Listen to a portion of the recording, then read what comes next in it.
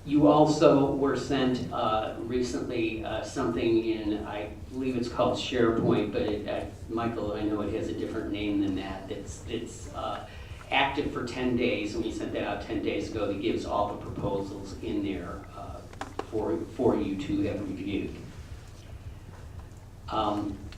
So now we're at the point of the committee recommended at the last meeting that Stantec was the #1 proposal. We were all very impressed. We individually came to the conclusion before we even met at the overall meeting, going over all 6 of the proposals, that Stantec was #1, and that's what we're recommending to go forward. With that, Cameron is going to elaborate on advice from a legal perspective regarding how we move forward on this selection. Good morning again, board members. This is an RFP process. It allows the awarding board more authority under state law than an invitation to bid, which is typically is awarded to the lowest responsible bidder. This is a process that allows more flexibility, allows evaluation, sort of the substance of the proposals rather than merely looking at cost. Cost is a factor, but it's not the only factor. Based on the discussion in the previous board in this item, it was deferred mainly to allow the new board to weigh in, and also because some of the members expressed some interest in what were the evaluation criteria. The board has every right to simply reject all the proposals and start the process anew. I think, as Ray stated, this process originally envisioned to have a final result of the project for the legislative session next year. A rejection of proposal would obviously push back the end result of the project, but this board can certainly take that action. Next, what happened was he was originally supposed to consist of 6 members. After the proposals were sent out, apparently 3 of the 6 members, for various independent reasons, were not to participate in the evaluation. That was really the only area in the RFP document, and this board, it wasn't quarterly allow a lot of deference. Generally allow a lot of deference to public bodies to award contracts, provided there's no fraud or misconduct or anything like that. There was no action on the part of this board that resulted in any members not participating in the review committee. They were entirely independent. So that said, if timing is a consideration and if the board is content with the evaluation criteria, the selection criteria that were in the RFP document, this board can certainly take staff's recommendation and award the contract to the highest rated proposer. There are some other options that I think involve at least a little bit more risk or other pros and cons. The board potentially could talk about remanding to the review committee so that the other 3 members could participate. I think one of the members opted not to and the other 2 were unable to for various reasons. The only concern with that is, first of all, if timing's an issue, it pushes the project back further. In addition, there's the possibility that the lead proposer somehow fell behind after the other members contributed, that there could be a challenge. I'm not saying it would actually survive in court, but there at least would potentially inviting a challenge. The largest degree of risk would be if this board, at say the meeting today, somehow just said, oh well, this criteria wasn't good. We actually prefer this proposer over other proposers based on a number of reasons. Because then a court could say that it has the look of being arbitrary rather than being something that's straight from the RFP document.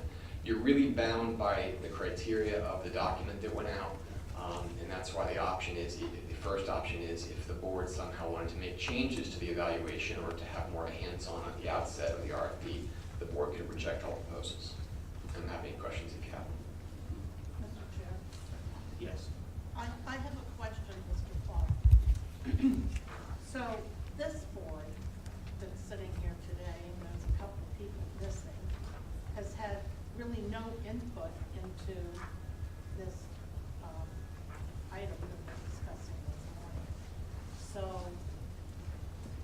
I, for one, think that we need to reject all of it and have our discussion and come up with our criteria and what our vision and objectives are. I understand what you said about the delay, but we all know that we are on a fast track for a plan, and when the plan is done, we, this board, will own it. So, just speaking for myself, I'm very uncomfortable going forward with something I have absolutely no input into. Can I just provide some more information to the board? Okay, this is not a study of TBARTA. This is a study that FDOT put funds for of $300,000. TBARTA's only role in this is simply managing the contract. It has nothing to do with the structure of TBARTA or anything we're doing. It has to do with the MPO's structure. So it's not about anything. Regardless of what we do, it's a study of the MPOs. Sure. And just a little bit of background you can present. We're, as a lot of you know, we're one of the few jurisdictions in Florida, a large jurisdiction. South Florida has one of these as well, where you have one large urbanized area, but it's 3 separate MPOs. The Tampa Bay, TMA, it's one large urbanized area that includes almost all of Pinellas County, most of Hillsborough, and some of Pasco. We are 3 separate MPOs, and as I recall, when this was being brought up originally, it's really a study to examine how a single MPO would work, whether that sort of thing is recommendable or feasible. So just to defer to what Ray's saying, it's really not related to TBARTA's future function. I think DOT was using TBARTA mostly as a management or a mechanism for it. Yeah, the chair recognizes Betsy. Yeah, and I just want to say, because you mentioned the fact that we have Sarasota Management as their own MPO. When this was being discussed by our MPO, we were pretty adamant that we don't want to be part of it. We don't want to be grouped in with the MPOs to the north of us, so I have to make that statement because that was what my MPO voted on to support this study, as long as it's clear that we are opposed to any efforts to try to merge the Sarasota Manatee MPO with the MPOs to the north. So I have to make that statement before we vote on it. Chair recognizes Commissioner Moore. Thank you. And actually, Commissioner, I have a question for you. How is that working out with the merged MPO with Sarasota and Manatee County? How do you feel? It's been that way as long as I have known, and it's interesting, you know, the state is, and perhaps our state folks can talk about this a little bit, almost on a routine basis tries to consolidate, and there's a push to consolidate MPOs for good reasons. But interesting, most of the time we have been told that we need to consolidate with the Charlotte County, moving to the south. We have resisted that, but we have formed where we voluntarily meet with them. We, of course, participate in the TCC. I actually chaired that last meeting in Orlando. It's kind of interesting. You know, again, from the Sarasota Manatee MPO, chairing with the West Coast Alliance. It was interesting to me. You know, I would just say yes, that we work very well together. It has worked out well. We're prioritizing funding, which is primarily what you do with an MPO. So I would say yes, it's worked out very well for Sarasota. And I appreciate that, because I wanted to make a statement, and we've had these discussions on regionalizing our MPO on numerous occasions, and, you know, especially looking at the Tampa Bay area, and I think, you know, Pinellas and Hillsborough and Pasco County, it's important for our elected officials to have that regional mindset, probably now more than ever. At the same time, I have to be certain that my county is looked out for. And I must, and Pasco County must have equal representation if this happens. When I say equal, if one county has 3, we're getting 3. It can't be any other way. We're one of the fastest, if not the fastest growing county in the state of Florida right now. 505,000 people. The majority of our county is unincorporated. Well over 90% of our county is unincorporated. So we don't have any large cities to get that extra representation. We're going to be at probably 750 by 2030 and 1 million people by 2040. So when we're looking at this, and this is being studied, Ray, I mean, I need the consultant to understand this, that we must have equal representation, or I'm not going to be very fond of it. We want to join, we want to be a part of, again, of that regional mindset. working together, but we have to have it. So that's my statement. I just kind of went for the record that I expect equal representation for Pasco County on it. I will say this, and we talked about it earlier, I was kind of disappointed on the makeup that we did not have more of a representation on this board this time around. I think we got the short end of the stick. I'm the only person from Pasco County. That's it. Now, I know we have a great group of people that, again, are think regionally, but I was hoping we'd have another a person here from our county, but it didn't work out that way. So I want to make sure moving forward that Pasco, again, one of the fastest growing, if not the fastest growing county in the state, and one of the fastest in the nation, continues, and we'll have equal representation. Thank you for those remarks. Commissioner Kent. Thank you. Of course, we have to look at things regionally, but also, if you're speaking about concerns about as to particular counties, if you did it based on population, Hillsborough County would have 3 representatives, and that was 2, Pasco 1. I mean, there's many ways of looking at it, but it's beside the point in this discussion as far as, you know, the MPOs are set by federal law, the representation, and so, you know, it wouldn't be something that this study could deal with anyway. I'd like to move approval. You know, I just think we need to move forward with this. The staff did a good job of looking over the proposals. There was no close race in that. I think they have the most expertise. It's they're from the MPOs, which ultimately will have to be the body that decides this anyway, not this body. We're simply moving through a contract for a study that, you know, we had the proposals. They were, I thought, very well vetted by qualified staff who really could look at them and determine, and they said there was no even close call in terms of this. So I'd just like to move approval for moving forward on this study. Is there a second? Second for discussion. Thank you. That was good. There's a motion and a second. Further discussion? So this study will take part, just to, whether you can jump in on this, this study will look at the makeup of the MPO, correct? Yes. Yeah, that is part of this study. The study will look at the makeup and what the representation would be from possible counties. So that is part of it.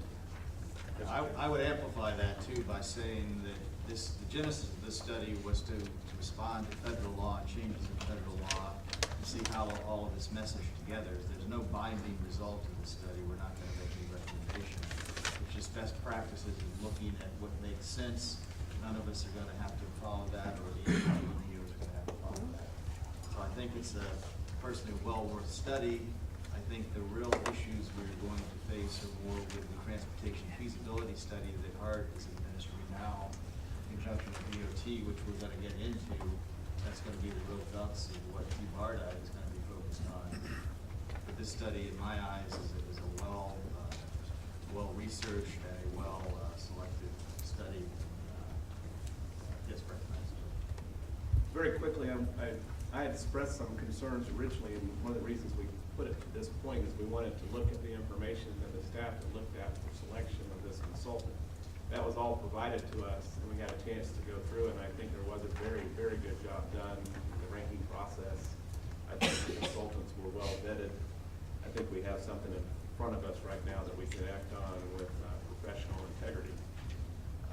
Also wanted to mention the Hernando Citrus MPO merger that took place fairly recently is working well in our area. We have a great relationship. We have a good board.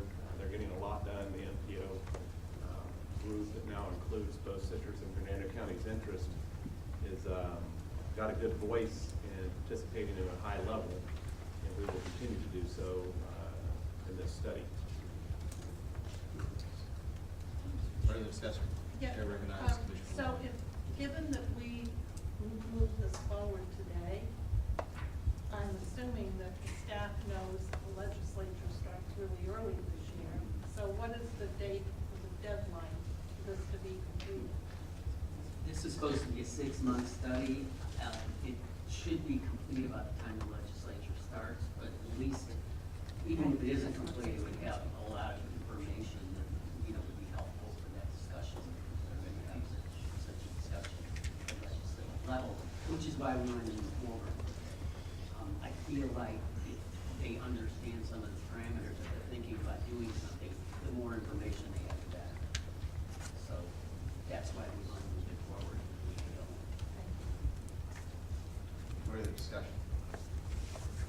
been a motion and a second, and no further discussion. All in favor signify by saying aye. Aye. Opposed? The ayes have it. Next issue for discussion is the budget. Right. Michael's going to do the budget presentation. What I wanted to let you know before is that the budget does not have to be adopted in this meeting, but it does have to be adopted before the meeting in September, so we may anticipate that would occur at the September meeting. We wanted to kind of give you an introduction to it.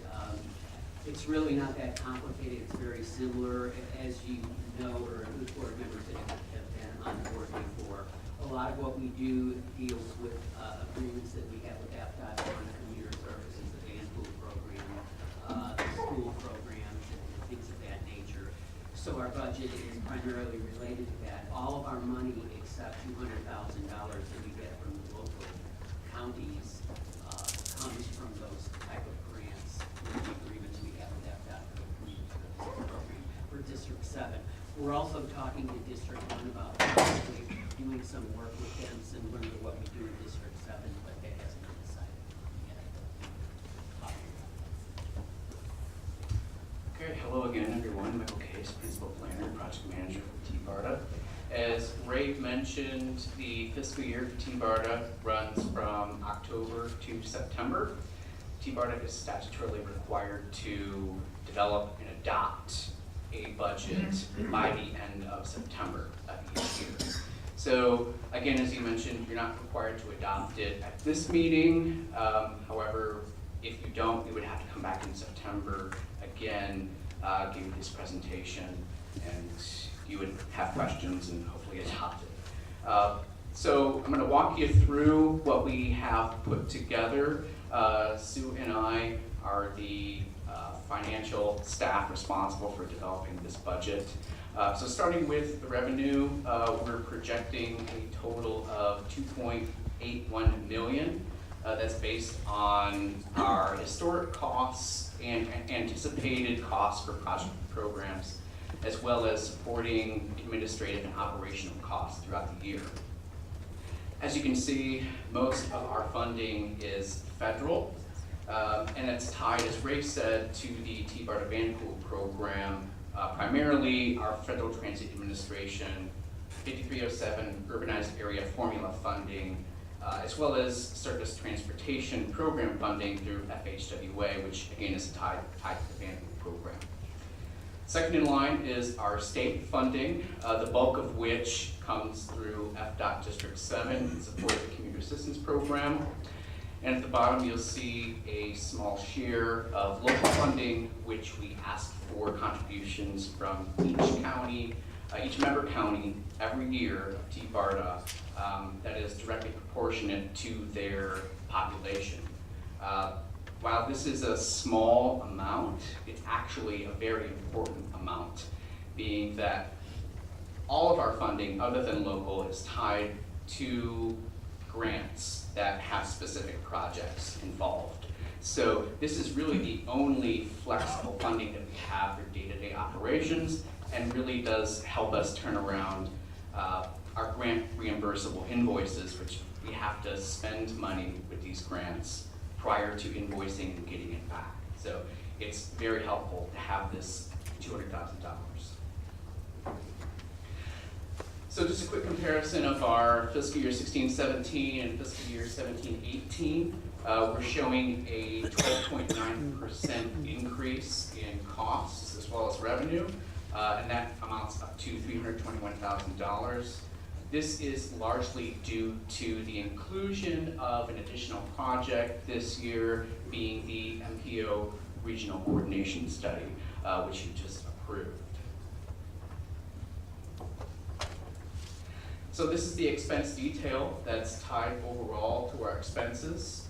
And you'll see there, third from the bottom, the increase in professional services, and again, that's tied to the inclusion of the MPO Regional Coordination Study.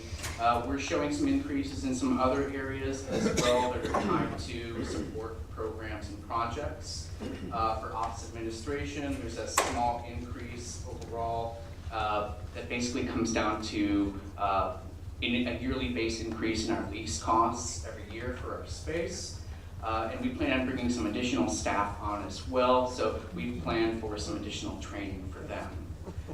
For communications, you see another small increase. That is tied to an increased use of teleconferencing for meetings, most likely for the MPO Regional Coordination Study and some other projects we have going on as well. Now we're showing a reduction in advertising this year.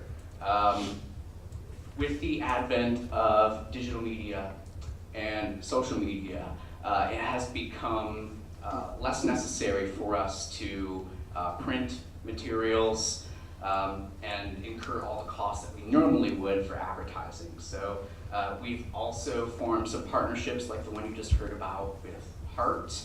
So we're able to leverage those more effectively, and as a result, you see a decrease in our overall advertising costs.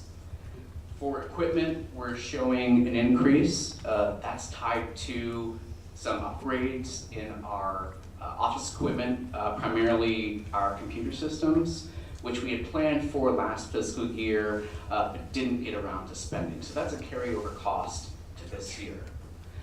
For salaries, we're also showing an increase of $152,000. That is for primarily additional staff. So as we've mentioned a couple of times before, we have 4 full-time people, not including the consultant that we bring on board for general planning and program assistance. So we plan on bringing on an additional marketing person, an additional clerical person, and 1 more planning staff to really help us keep things together. We're also included in this a staff increase of 3%, which mirrors the state employee increases this year. Staff costs, as you see, are just 26% of the budget, which is well below what most transit agencies or planning bodies have as part of their budget. Staff costs plus benefits are just at 29% of the overall budget, which is, again, consistent with last year. So coming back around again, you're not required to adopt the budget at this meeting, but you can ask questions. If you do feel confident in the budget we've put together, you can make a motion to approve it. Otherwise, we'll bring it back for September. And I'll answer any questions if you have. Yeah, I have a question right off the bat. When is the drop dead date that we are mandating legislatively to adopt the budget? Correct me if I'm wrong, so I believe that's September 30.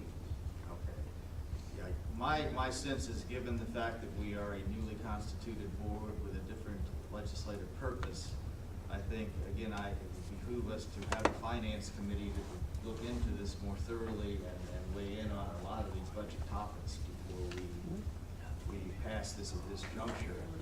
And I would make a recommendation, if it's consensus of the board as well, to table this until the September meeting for action, but open questions up for questions or specific comments now at this juncture.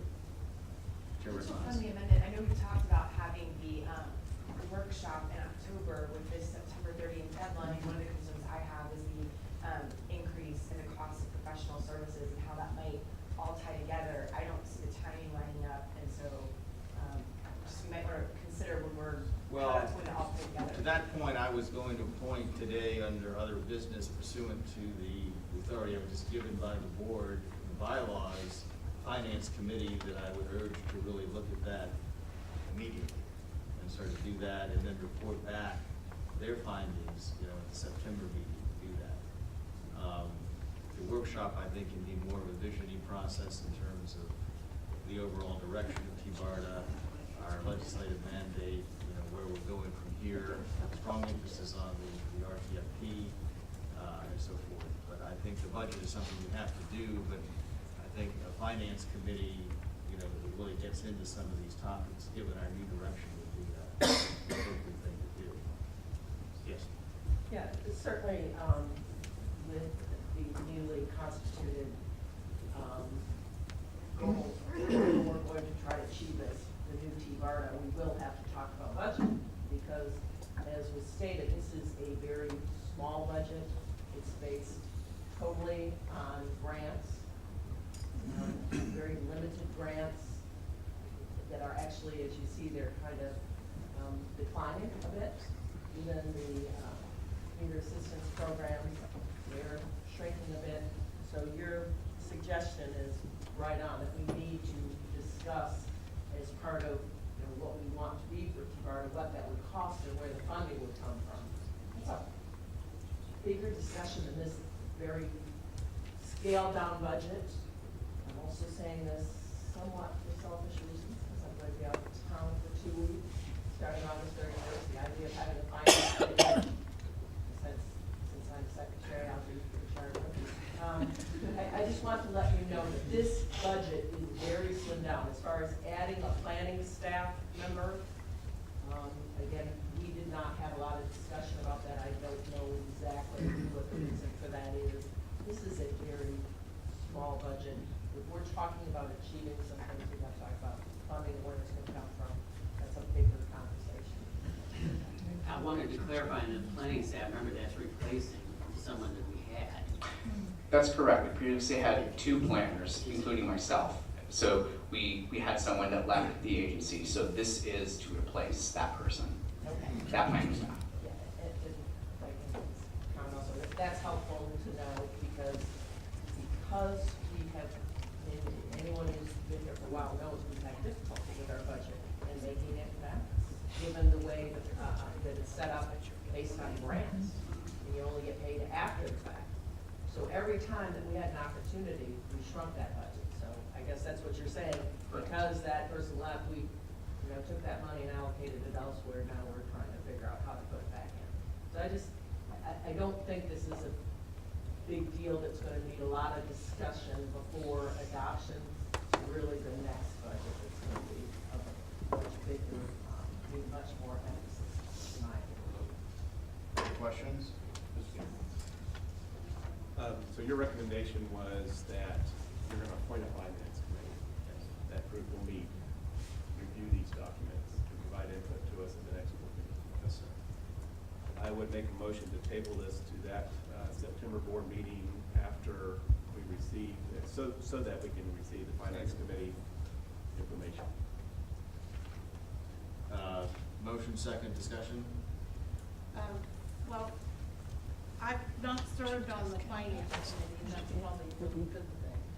But I did learn when I was on this board a year ago that there's a $7,000, and I heard that it's going up, allocation for rental of the space for our staff. And that has really troubled me, considering the fact that there are alternatives. And I guess I'd like to hear from the attorney, since this is a new agency and a new board, and we don't have any sustainable real funding source, what is the reason why we can never consider any of the options that were on the table is because we were told there's a lease agreement. And so my question is, because it's a new board and it's new board members, is there an opportunity to get out of that lease and maybe consider another option where we may end up not having to pay any lease money? Well, I'm Commissioner Long, I can't speak to the second part as far as finding a replacement space. I will tell you that you had brought this issue up when you were on the board previously, and I looked at it at that time. The lease for the office space presently, there's not an early termination provision in that lease. It's not like every apartment that I've ever lived in. It doesn't have anything like that. So technically, TBARTA owes the balance of the lease going forward, and it has the space going forward. I know I have discussed with Ray the idea of at the end of the lease, what other options can be explored as to other spaces that staff can potentially move. And honestly, I'm going to have to defer to Sue as to how much time's left in the lease, because it's going to be a year since I've looked at it, but I think it's at least a couple of years left in the lease. But certainly at that time, I think staff is looking for more cost-effective space. At this time, though, there's no provision in that lease agreement that allows for an early out. Well, what if the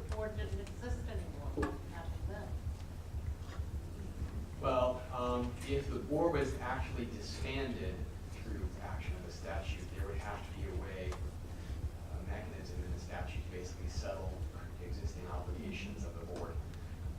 What really happened here was, it was really, you had to look at it closely, there was no action in the statute that really settled old debts of the existing, the former board effort. And really what it acted, it almost modified the board into a similar body with a related function, but a different function. It didn't address, that's one of the reasons why when those, in consent, a bunch of those contracts were brought forward, mainly to change the name of the agency and things of that nature, as opposed to making substantive changes, because those contractual obligations would still exist. And any, say, breach of the lease agreement, sort of action from the landlord. And obviously that's where it can be litigated, but off the top of my head, I can't think of any of what grounds we have, basically just because the county board wouldn't necessarily solve existing contractual obligations such as that one's. Other questions? Thank you. I'd just like to thank Commissioner Bennett for kind of looking for your comments with regards to the budget, because I also can't see, even when we were on vacation, how in 1 month we would be making any substantial changes. We wouldn't have any substantial new revenue that we could determine in 1 month. So while I'm okay with, having people have another month to review this, it's fine, but I don't see it as being a time where also there would be any major changes in what is a pretty limited budget and pretty limited options, particularly for the next month. So I'm on the motion going forward, but I just like to express that also. Other discussion? Been a Mr. motion? Chairman, if I could comment to the Finance Committee, just to keep in mind, because it would be a public meeting, I would have to have at least 7 or more days to publicly notice it.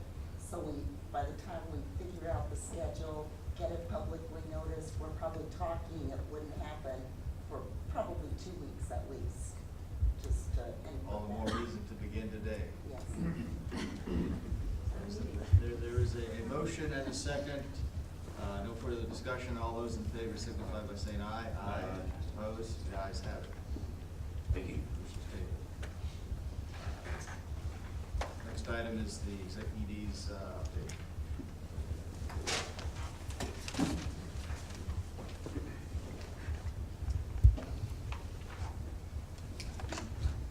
Thank you very much for this chance to kind of go over some things, and I'll try to shed some light on everything. Before I do that, I'm going to give you kind of a 2-minute summary of where I come from for those of you that are not that familiar with me. My career started here in Hillsborough County in the 1970s at the Planning Commission while I was going to college in the evening. I worked there until 1979. I went in the private sector, worked there for 8 years for a developer, Beacon Homes in Pinellas County, and a lot of projects in Hillsborough County, Carrollwood Village, Baycourt, a lot of the different developments in Northwest Hillsborough County. Came back to the Planning Commission in 1987 when the growth management law went into effect. Worked there until 2012. Went from being a planner to the assistant director in 1995 to MPO director in 2009, and then planning commission and NPO director in 2012, prior to me coming to TBARTA. So I've had a lot of varied experience. I served as a home builders representative on the MPO Citizens Advisory Committee back in the 1980s, and on the MPO Technical Advisory Committee at all my time in the Planning Commission until I became MPO director. So that's just kind of a very brief summary of kind of my experience and where I've been to get to this particular position. Kind of want to talk about some of the parameters that we have to deal with and give you things to think about before we have this workshop. We've got a lot of things going on that a lot of different people are doing. We have Tampa Bay Next. We have the HART study, the Regional Transit Feasibility Plan. And we also have an assignment for us to come up with a plan for a plan, to do a transit development plan.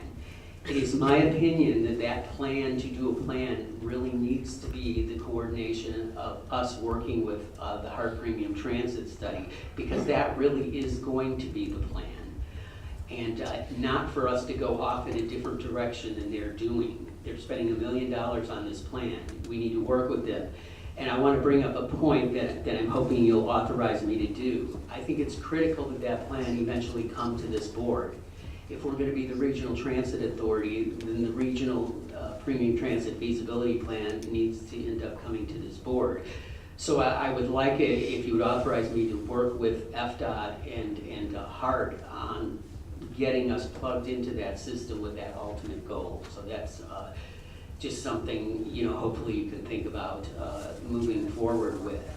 Again, I think our plan over the next year is definitely having this workshop and getting this board up to all the pieces that are going on with Tampa Bay Next, because that influences where transit might be picked, as well as the Regional Transit Feasibility Plan, and working together. I've been around here a long time, as I told you. I've never seen things align as well as they have now. We have a lot of people interested in regional transit. We have the private sector with the Tampa Bay Partnership very interested. In past efforts, it's more they've been watching, and the business groups haven't really been involved in the plan. They've come in to help sell the plan after it's done. This time, they're involved in the plan. FDOT, I feel, has a much more supportive view of transit than they've had in the past as alternatives to just building roadways. So we really need to take advantage of this and make all this work. We've got the MPO study, which could combine MPOs, again, a more regional perspective. I've learned a lot about this region in the last 2 years, and sometimes elected officials, I don't feel, understand how people move around the region in other parts that they're not responsible for. But you know, you meet waiters in Manatee County and you ask them where they live, and they live in Pinellas County.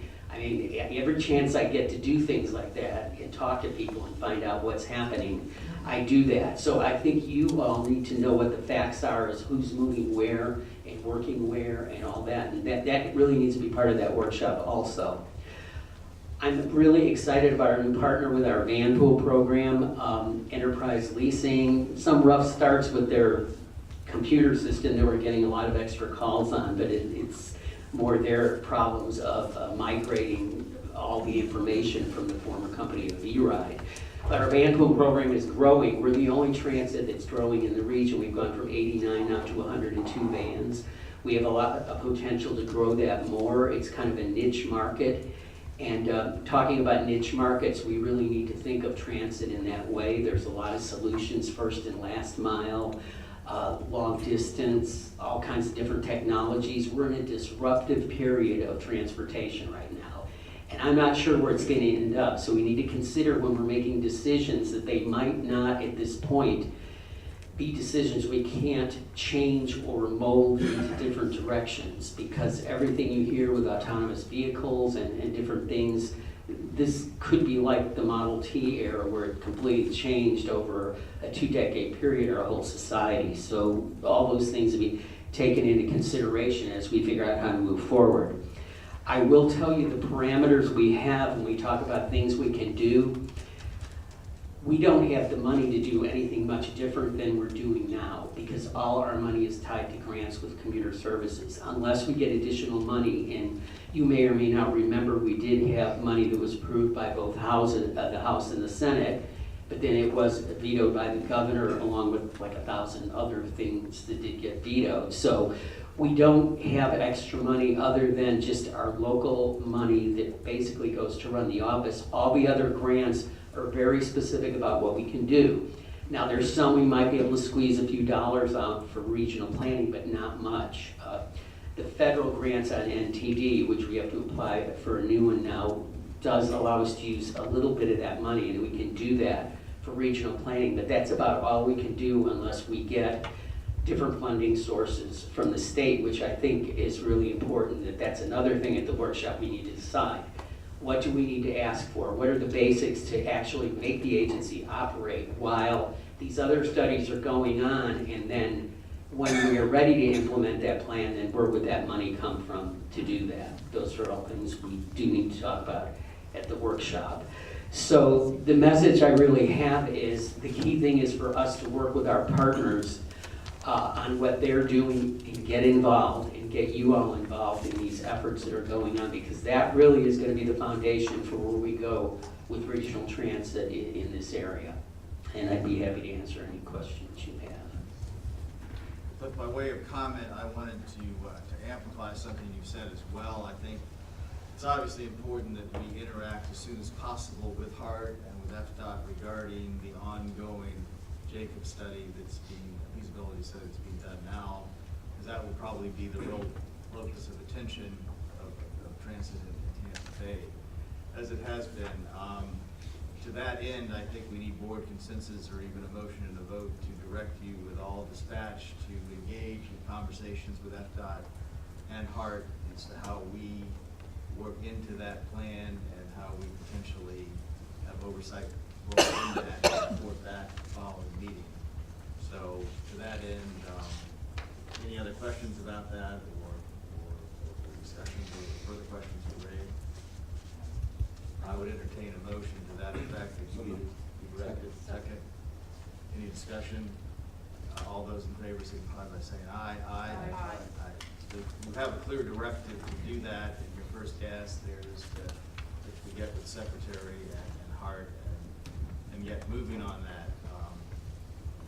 So I think that is a very, very important. As to the other, any other questions regarding Ray or some of the other points that he's raised?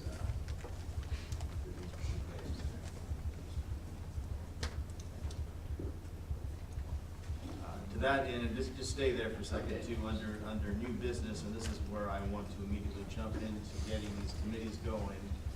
And the first committee will be Finance, and Betsy, as could have been predicted, I would like to be on that committee. And within the parameters of that committee are not only review of this interim budget, which I don't disagree with the consensus here, probably won't be changed that much, but I think looking forward, we need to take into account of that.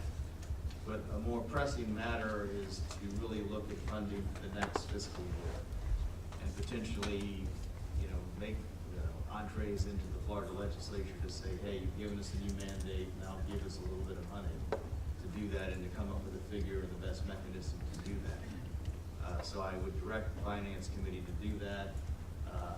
Who else would you like to serve? Cliff, would you serve on that? I would. Good.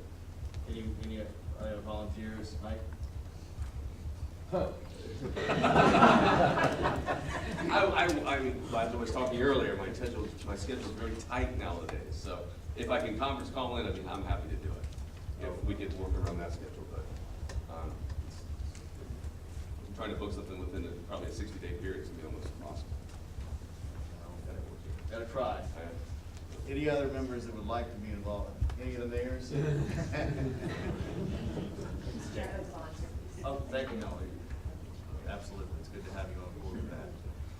And that follows up as well, too, with the next committee, which is the Policy Committee. And I think one of the first things the Policy Committee needs to look at is to see how the credentials of our senior staff are aligned, with the new mission as mandated by the Florida legislature.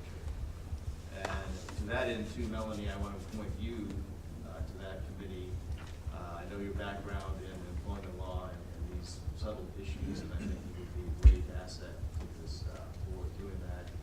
And I'd like to also appoint Commissioner Long to review those matters as well. And we're looking at senior staffing. Ray has done a phenomenal job here. We need to make sure that, given our specific mandate as to refocus on transit, that we have the right senior staff to do that. I think that is our legal obligation. It is also our moral obligation for the people of Tampa Bay. Do the best to hit the ground running, and I think we can all do that. With those two folks, any other members that would like to serve on that policy committee? Commissioner Kemp would be honored to have you on board there too. And this should be inclusive, so any of the members that have not been able to attend today, if you could reach out to them, Ray, and offer them a suggestion to do that. So I think it's vitally important that this board hit the ground running. We have a new breath of fresh air here, and we're moving forward, and let's don't look back. Those are my comments. Any other new business before the board, or any comments before we adjourn? And Mr. Chair, just to establish for the record, then I just want to read into the record, Policy Committee Chair is Ms. Griffin, committee members are Commissioner Long, Commissioner Kemp, Finance Committee Chair is Commissioner Knapp, members are Mr. Nagel and Ms. Griffin. Therefore, the way these committees will operate is if quorum of membership is just two, so if two members are present, then, well, it's kind of hard to have a one-to-one vote, but in the end, if two commissioners are present, then the board can convene and take action. Okay, can you once again just recite the sunshine law issues on Sure, telephone? the sunshine law issues, and it's mostly, applying by the Attorney General's office rather than a direct case on it, but the committees of this authority, just like committees of, say, a Board of County Commissioners or an NPO committee, are subject to the sunshine law just the same way that this board is. And what that means in terms of meetings is, in order to, for a board to officially convene and take any action, which is to say, take votes on any issues, you have to have a quorum of that board physically present in the same place. Now, whether or not that's the case with some of the committees of this board previously, those meetings are noticed per the sunshine anyway, even when you didn't have a physical quorum, because some people can participate, hear the meetings as they want in the meetings. It's just you can't take any official votes unless you have physical quorum present. So that's the main issue as it relates to the sunshine law. Any other business or comments? None being heard, I'll entertain a motion to adjourn. Second. Second.